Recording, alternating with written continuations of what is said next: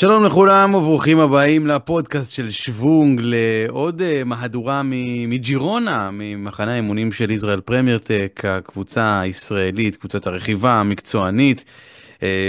אם לא שמעתם עדיין את הפרק הקודם שלנו מכאן, את הפרק של סילבן אדמס ורון ברון, שני הבעלים של הקבוצה שסיפקו כמה כותרות מאוד מעניינות פה. סילבן מספק כותרות אפילו בלי לפתוח את הפה, אז אם הוא פותח את הפה זה בכלל תענוג וזה כיף גדול גם בשבילנו לשמוע אותו.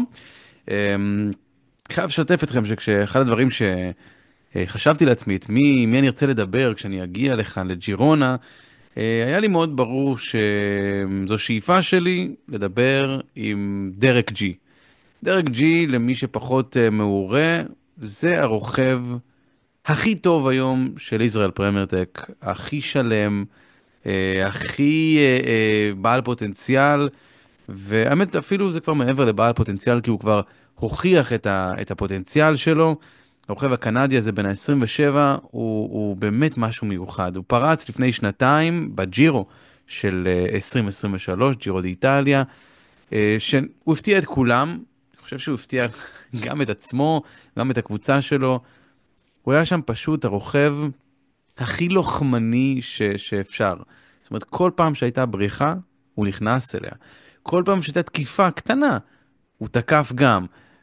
וזה הצליח לו בצורה יוצאת דופן. הפנים שלו הפכו לפנים של אותו ג'ירו, וזאת למרות שהוא לא ניצח אף קטע שם. הוא 4 פעמים סיים במקום השני בקטעים. היו לו כמעטים כאלה מעצבנים ומאכזבים, אבל בסך הכל, כשאתה מסתכל על זה בזום אאוט, אתה מבין שהיה לו פה מרוץ משוגע. הוא סיים גם במקום השני בקטגוריית הנקודות, זאת אומרת של הספרינטרים בג'ירו הזה, וגם בקטגוריה במקום השני של המטפסים. זאת אומרת, באמת היה לו ג'ירו חולה, באמת ג'ירו מדהים. אחרי זה היה לו שנה קצת קשה, שנת 2024, הוא נפצע ממש יחסית בתחילת העונה, פציעה לא קלה עם כמה שברים, כולל עצם בריח, שזו כמובן הפציעה הכי נפוצה של רוכבי אופניים לצערנו, והוא הצליח להתאושש לאט, זה לא היה קל, זה התחיל אפילו קשה, הוא צבר ביטחון בדופין, במרוץ בעצם שהוא נחשב מרוץ ההכנה האחרון לטור דה פרנס, כמובן הוא לא יכל ללכת לג'ירו, הוא עוד היה פצוע, מוחלט שהוא הולך לטור דה פרנס להיות המוביל, כשנאמר שבסדר, אנחנו לא יודעים איך הוא עדיין יהיה, אנחנו מנסים לקחת קטעים, לנצח בקטעים, תמיד זו המטרה של הקבוצה הישראלית בטור דה פרנס, אבל אם נראה שהוא באזור והוא ככה עדיין בתמונה, הולכים על זה ומנסים לעזור לו להיות טופ 10 בדירוג הכללי של הטור דה פרנס, שזה משהו שישראל פרמייר-טק לפני זה לא עשתה. עשתה בוולטה, עשתה ככה דברים אחרים יפים מאוד, אבל דירוג כללי, טופ 10 בטור דה פרנס, זה דבר מאוד מאוד מרשים, שאין הרבה קבוצות שעושות את זה כדרך קבע. דרק ג'י עשה את זה. דרק ג'י עשה רכיבה בלי אף קטע שהוא באמת, אתה אומר איזה קטע יוצא דופן, או קטע בריחה מטורף, הוא פשוט היה שם. פשוט היה רוכב GC, רוכב דירוג כללי, אולי בפעם הראשונה בקריירה שלו בגרנד טור, והוא עשה את זה נהדר, והוא אפילו לדעתי עלה שם בשיא לאיזה מקום 5-6, הוא סיים בסוף מקום 9, עמד במטרה, היה טופ 10, ובעצם יצר מצב שבו אין אף אחד בפלוטון שמזלזל בו. זאת אומרת, לא נותנים לו לברוח, יודעים שהוא חזק, יודעים שיש לו רגליים, ויש לו ראש, וזה מאוד, זה מאוד מרענן לראות רוכב כזה בקבוצה הישראלית, במיוחד שזה רוכב שהגיע מקבוצת הפיתוח של IPT, מהאקדמי, זאת אומרת, זה לא מישהו שהם קנו מוכן או משהו כזה, אלא ייצרו אותו מלמטה, הוא הגיע כשאף אחד לא יודע מי הוא עלה לגדולה בקבוצה הישראלית, והוא הצליח לעשות את כל הדרך הזאת עד באמת לפסגה, והיה לי חשוב מאוד לדבר איתו ולשמוע ממנו גם על השנה הזאת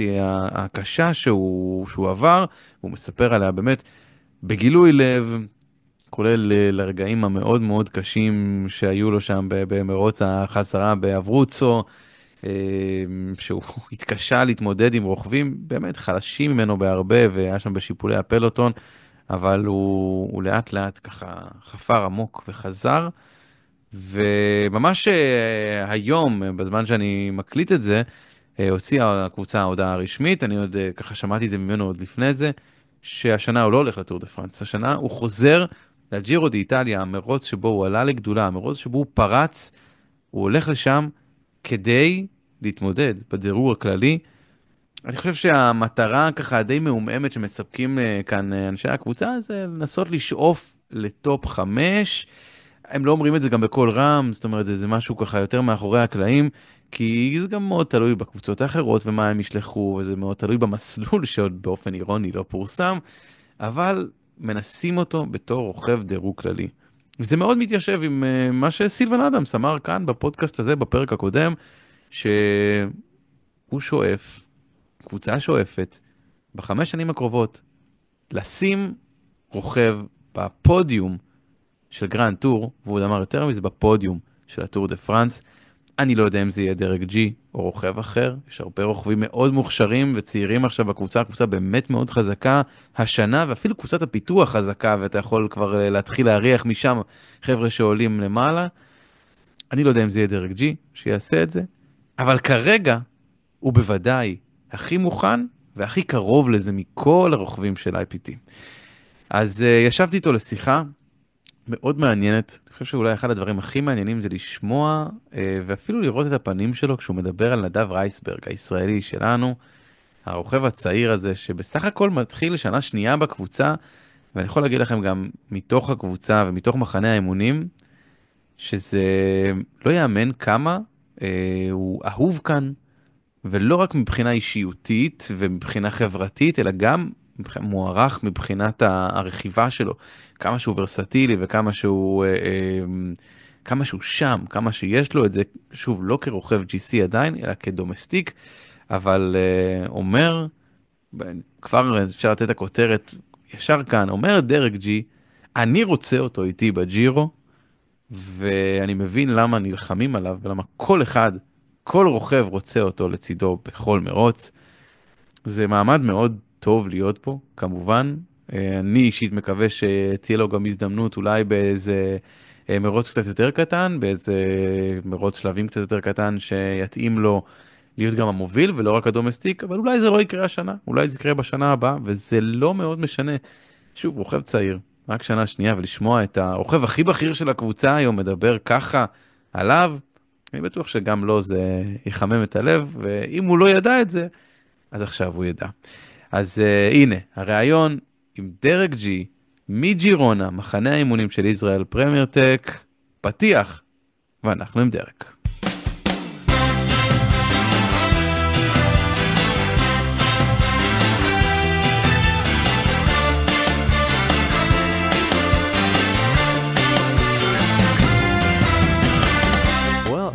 Derek G, here in Girona. Good to have you here with us. Thank you for the time. Oh, my pleasure. Well, first of all, how was your vacation?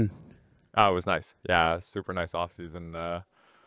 It's always a long season, so nice to have some downtime and some time away from the bike. Where have you been? Back to Canada? No, I went to the US for 2 days to watch a basketball game, and the rest of the time I've just been at home. Oh, you're a basketball fan? Yeah, big basketball fan. Which team? The Denver Nuggets. Oh, they're good. Although one of my favorite players does play in Israel. Who? Patrick Beverly. Oh, he's in my team, actually. Oh, Up in Tel Aviv. Yeah.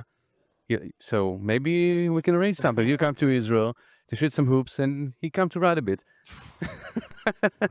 Oh, don't make that promise if you can. No, I can't. No. And he's a bit nuts. I mean, you can offer him something, and you don't know what to get. Well, how was meeting everybody here back in the camp? Yeah, it's great. I mean, the December camp, still far from racing. Everyone's relaxed. It's nice to, nice to catch up with everybody again. And I mean, we're deep in the camp. How's so far? How's the legs? How's the body? How do you feel? Really good. Yeah,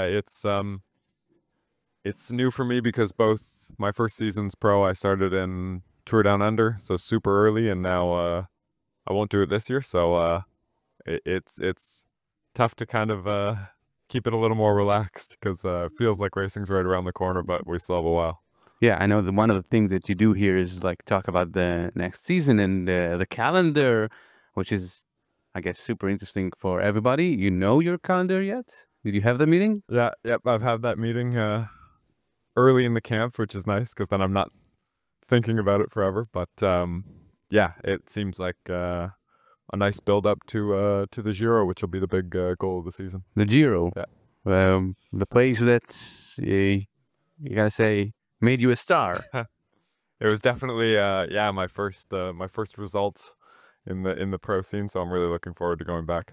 Did you prefer the Giro over the Tour, or it was a team decision?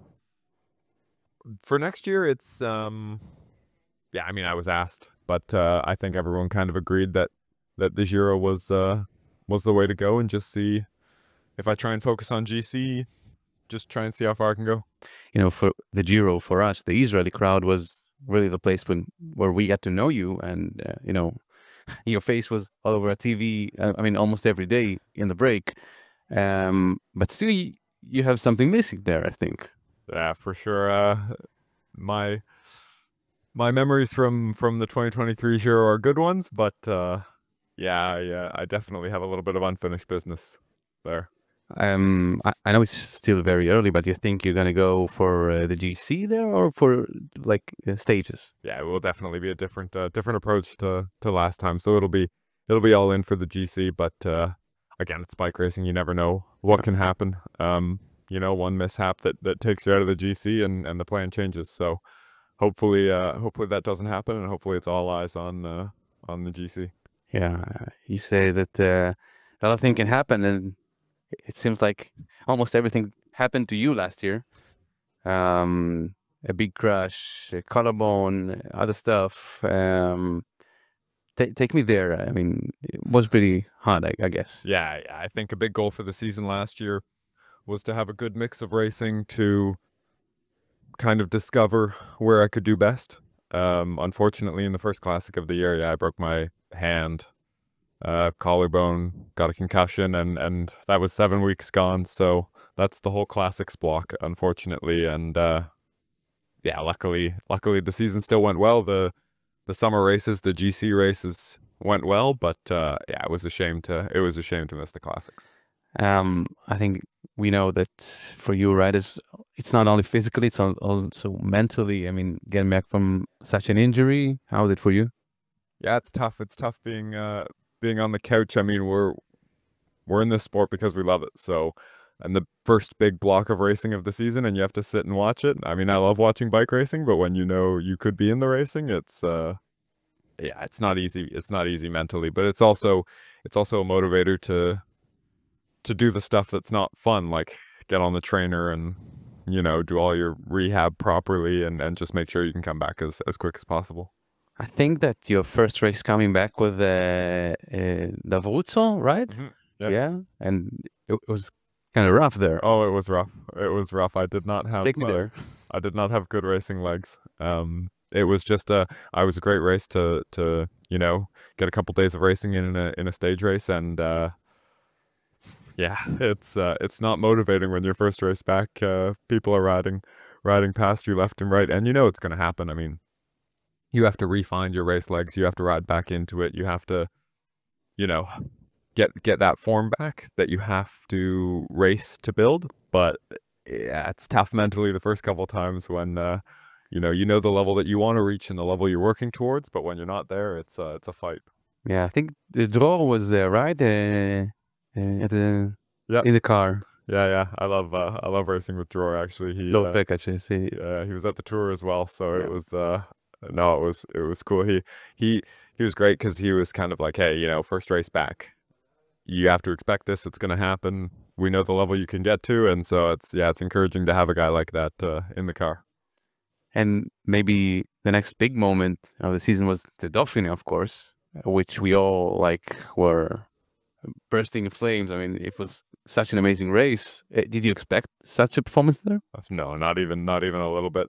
I think I got a couple race days in, was really starting to find my form again, but you know, nothing special. And then I got a really nice block away at altitude. First altitude camp I'd ever done, at least on the road side. I'd done them with track, but it's a completely different focus.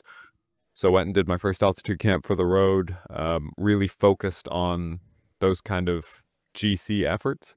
So to win the stage was, it was not was not expected. I was just racing the final, and yeah, I couldn't really believe it. I mean, probably gave you confidence. Massively.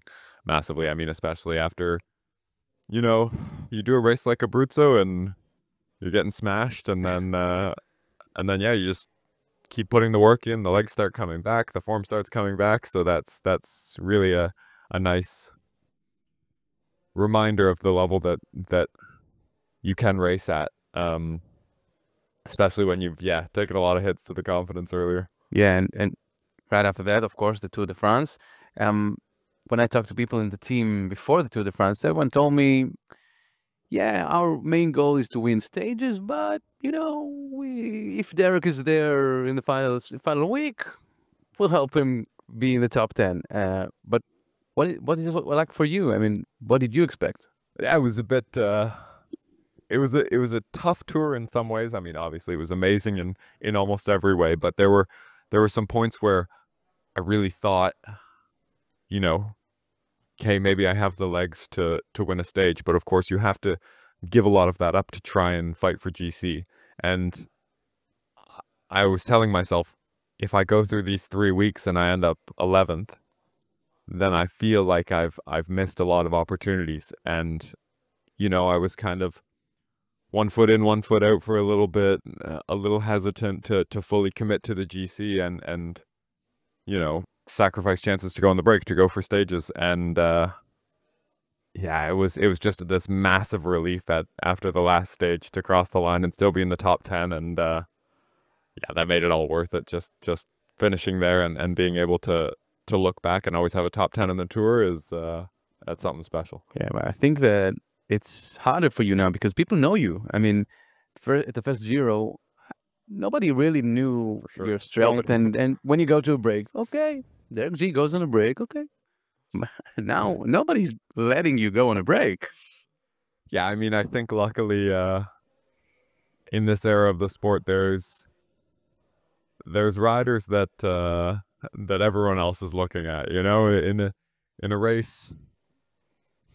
Okay, there's the Tades, the Jonases, the Primazes, the Remcos that everyone's like, oh, what, you know, how are they going to let the race play out? So, yeah, there's still lots of freedom for guys like me. Yeah, not a lot, but maybe a little. You say relief after the Tour de France, but, you know, Sylvan Adams talked to me yesterday in an interview, and he said that in the next 5 years, team goal is to get a rider on the podium of a Grand Tour, of the Tour de France, he said. Do you think it can be you? Huh. He didn't mention a name. You know, I think the answer is we'll have to see how the next couple years go. I think fully focusing on GC, you know, maybe my ceiling is the top 10 of the tour, but maybe it's way higher. So what I'm most excited about is to start the GC project with this team. I think this team has, I mean, lots of Grand Tour stage wins. So the idea of starting to try for GC, to try to, you know, move farther and farther up that ranking is pretty exciting because there's a lot that goes into it. So it's a pretty big undertaking. It's a big project. So yeah, whether it's me that's fighting up there or some super talent that comes through in the next few years, I'm excited to be a part of that process of building that ladder for this team. Is it some kind of talent that comes? But you were this talent. I mean, you were in the Conti team. You were in the academy, and you came from under. I mean, I think there aren't many riders in the team right now that gone through this system. Yeah, it's pretty. It's pretty special to come through a program, through its development team, into getting results for the pro team. I mean, it's really cool because in 2022, when I was on the development team, there was, you know, Marco, there was Nadav, there was Oded, you know, there's these guys, there was Riley Pickrell, there's these guys that I'm teammates with now on the pro team, and we've been teammates since we were all on the development team. It's pretty special to be with them the whole way through it. Yeah, you said Nadav, and I know that he's very lovable here, and it seems like people, I don't know, fighting over him. They all want him as a domestic in the race, right?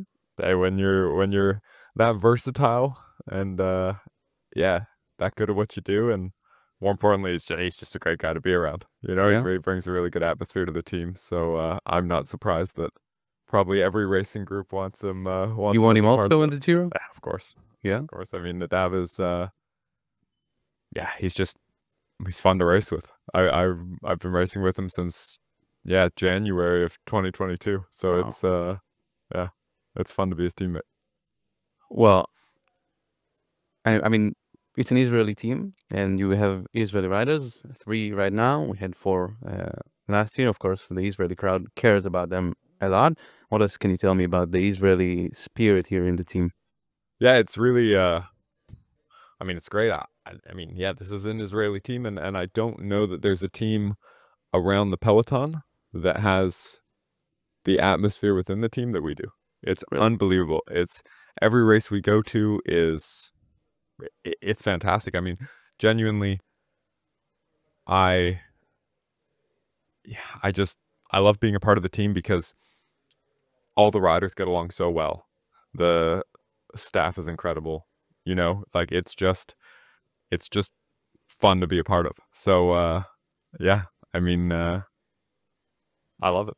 Yeah, you know, some people all over the world doesn't like Israel so much. Didn't you get any like messages, DMs on Instagram, or even maybe the family that were worried? I mean, of course, there's always worry, but also, I mean, I think people expect we get a lot more messages than we do. I really don't get any, and yeah, I mean, there's always worry, you know, but honestly, in terms of myself as a bike racer, I don't think it's so different than other teams. It's nice to hear. But do you read about Israel? Do you hear the news, or you try to distance yourself from it? Yeah, I mean, I think a lot of it is just, it's, you know, sometimes I'll talk to my Israeli teammates and this stuff, but yeah, it's always nicer to just focus on the bike racing, you know? Yeah, I get that. Yeah. Well, did you learn any Hebrew? Unfortunately, my teammates, especially in 2022 on the development team, I had a few more Israeli teammates, and they taught me some phrases, and I'm very sad to say I haven't remembered any of them. Okay, we work on it then until next camp. Yeah. You know, there's a lot of talking about in the peloton nowadays about safety, and you had an accident also. And what is your take about it? Because I heard some of the, you know, people even blames the riders, some of them blames the organizers. What do you think can be done better to keep you safe? Yeah, it's a tricky question. I think an accident like mine, you're racing in the classics. I crashed on cobbles on a downhill cobbled sector. Yeah, It happens. There's not much you can do to avoid that. That's part of, you know, these cobbles, they're part of the allure of the classics. That's what makes the classics is you know, these sectors, and of course there's some inherent danger to it.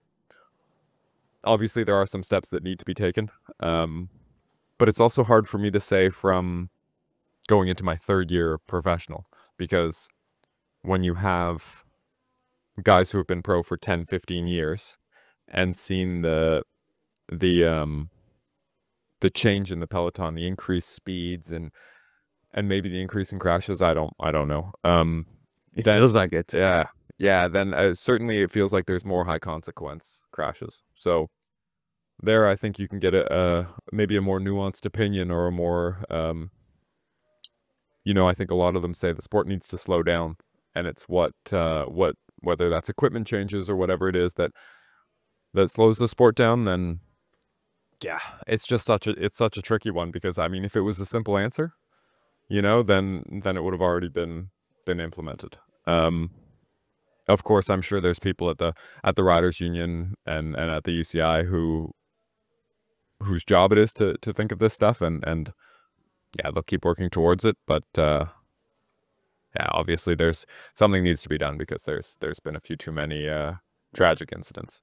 Yeah, and you know, not in the races. I mean, in Israel we have it so hard because the drivers are so, during training, are so rude and so, you know, not with us, not with the riders. How is it? I mean, in Canada, how is it? You live in Spain, right? In Andorra. In Andorra, Yeah. okay. It's kind of, Yeah. Train in Spain, train in France. It's always hit or miss. I mean, in Canada, where I live, where I grew up, was super quiet. You know, you'd see 5 cars a ride, so it was no problem. Where I moved to, closer to the national facilities and the velodrome, it got a little busier, a little more dangerous. You know, people coming home from their commute from work, maybe in a rush, maybe not so happy. It's super. For me, this is a lot scarier than the racing. I mean, obviously there are safety issues with races, but when you're in a bike race, and maybe this is part of the issue, but that part of your brain just switches off, you know? Yeah. When you're out in open traffic, that's when it gets dangerous. And I never think about it for myself, but my fiance, she rides a bike, and she used to be a professional cyclocross racer. So she went out training all the time, and it's like, well, you know what? I know what it's like out there for me. I'm not comfortable with, you know, someone I love being out there. And so, yeah, there's obviously, you got to have a light and all this, but at the end of the day, some places are just too dangerous to ride a bike. You know, it's a joy to be able to ride in Spain, honestly, because the drivers here are super courteous. Obviously the weather's beautiful, the roads are beautiful, but that's the biggest thing, is just, it's safe. It's super safe. So yeah, it's unfortunately the reality in some places that maybe they're not used to bikes as much. I'm sure that's kind of the case in Israel, like it is in Canada. yeah, and the roads are shit. Yeah, compared to Canada. So yeah, I think it's just drivers having more awareness of bikes and leaving a safe distance. But by the way, what is your first race of the season? I'll start in Gran Camino right now. That's the plan. So it should be Close to home. late February. Yeah, not so far. Oh, so you have time to train. I mean, what is the main thing that you work on right now? Yeah, it's tough because again, Gran Camino is maybe 10 weeks away, so you got to kind of keep a lid on the intensity, and right now it's just about. Let me rephrase. What do you think you can do? You can do better. What do you think you can improve? Gotcha. Yeah. So that's there's a big list. Oh, really? Yeah, for sure. I think the nice thing is, with GC being the focus next year, coming out of last year, GC is super easy to analyze. You know, it's what are you missing? Are you missing the shorter, punchier efforts? Or because you have to be super versatile, are you missing the longer climbs? Are you missing the TT? So luckily, coming out of last year, we did kind of an analysis of all this, and there's no one area where I'm glaringly missing, but there's areas to improve across the board. So it's really nice to be able to look at that and work on each little thing, you know, improve the TT position, improve, you know, the short punchy efforts, and kind of slowly see that progress come together as a whole. Yeah, nice. It seems like you've gotten better on the TT, by the way, last year. Is it? Last year was, it was, we put a little more time into the TT. I mean, we've done some more position work this camp, just to, you know, helmets change, equipment changes, and you have to optimize it for that stuff. So always working on the position, and yeah, chipping away. Hey, it's nice to see that the hard work pays off. Yeah, we'll see. I mean, we'll see next season. Hopefully it keeps going. We keep chipping away. Last question, maybe. And I don't know if you know that, but you are well known in Israel, and I'm sure that some young riders hear us and watch us right now. So, do you have a message for those young riders, maybe that dream to be like you? Yeah, I mean, it's a simple one. It's just, you know, keep riding, because I've seen from under 15s all the way till now, it's you know, you can be as talented as you want, but if you don't love the sport, it's too hard a sport to make it professional, and you really have to love it first. And so, yeah, just keep riding your bike and put having fun on the bike above all else, because, you know, you can't make it pro if you can't make it pro if you don't enjoy it. Yeah. Hopefully we'll have some more Israeli riders around you the next couple of years, and maybe some of the youngsters that are listening to us right now. Derek G, thank you for your time and good luck. We'll keep the check on and watch you in the races. Sweet. And hopefully you have a great season. Thank you very much. Thanks. כן, אז זה מה שהיה לדרק ג'י להגיד, אני ממש מקווה שהיה לכם מעניין, אנגלית שלו טובה ולא מדבר מהר מדי, אז אני מקווה שהיה לכם קל להבין אותו.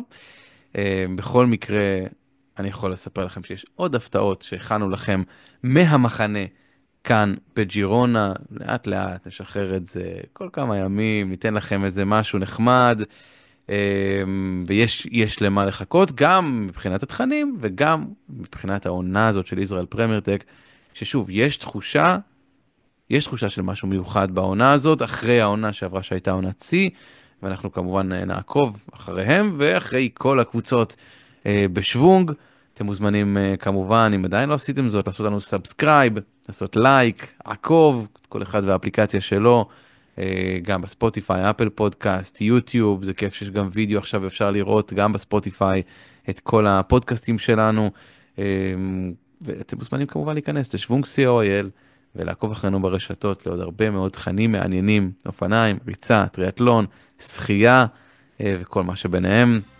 ועוד מעט ישראמן, צ'אלנג' ישראמן 2025 כבר מעבר לפינה, אני באופן אישי מתחיל להתרגש, אז כדאי לכם להישאר ולעקוב. כל זאת, עד הפרק הבא.